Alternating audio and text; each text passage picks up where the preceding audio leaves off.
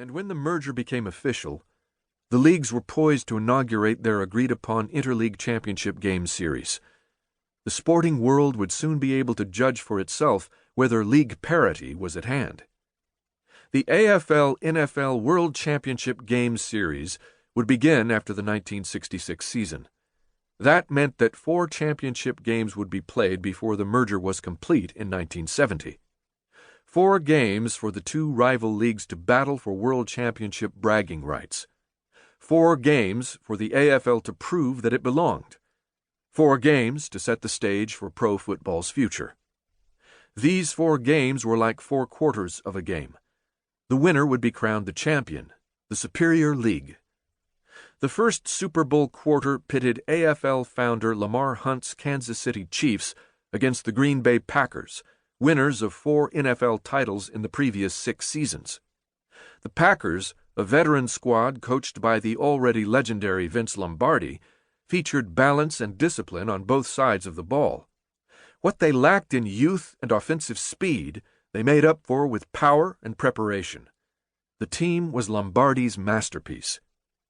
Kansas City, while younger than the Packers, had a veteran quarterback in Len Dawson, a game-breaking wide receiver in Otis Taylor, and an innovation-minded coach in Hank Stram.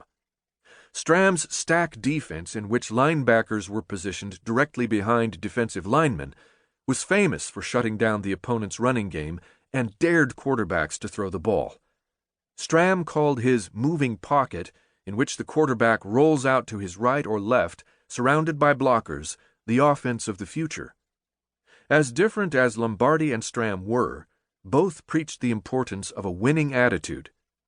Winning isn't everything, it's the only thing, or some variation of that, and show me a good loser and I'll show you a loser, are just 2 examples attributed to the oft-quoted Lombardi. Stram talked about winning in a New York Post article the day before Super Bowl Sunday. "Winning is all I ever think of," he said. "It's funny, but most people think of ways to lose or things that will make them lose. Not me. I'm looking for a way to win." That attitude became part of his team's DNA. "I don't ever recall any game I ever played I didn't think we were going to win," Dawson told an NFL writer. While Stram was known for his attention to fashion and a wisecracking demeanor, Lombardi was all business and a notorious taskmaster.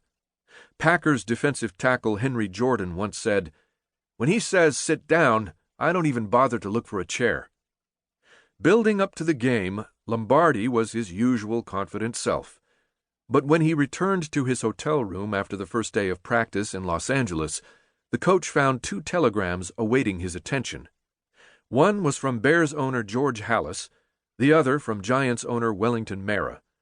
Both men wished the coach well, and both made it a point to remind him he was representing the NFL.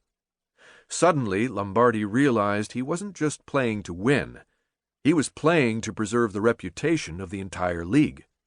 For NFL owners, some still simmering over the merger agreement, winning was definitely the only thing.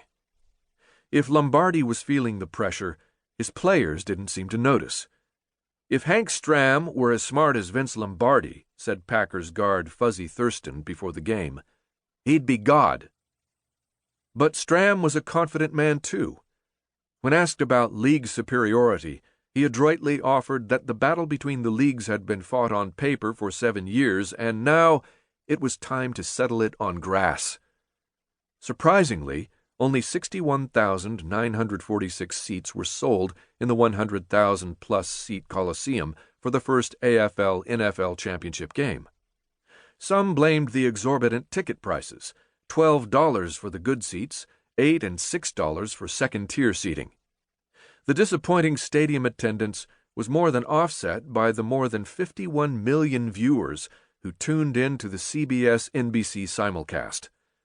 On the field, the Packers scored first on a 6-play, 80-yard drive, capped by a 37-yard pass from quarterback Bart Starr to 34-year-old backup receiver Max McGee, who was inserted in the lineup after starter Boyd Dowler re-injured his shoulder earlier in the drive.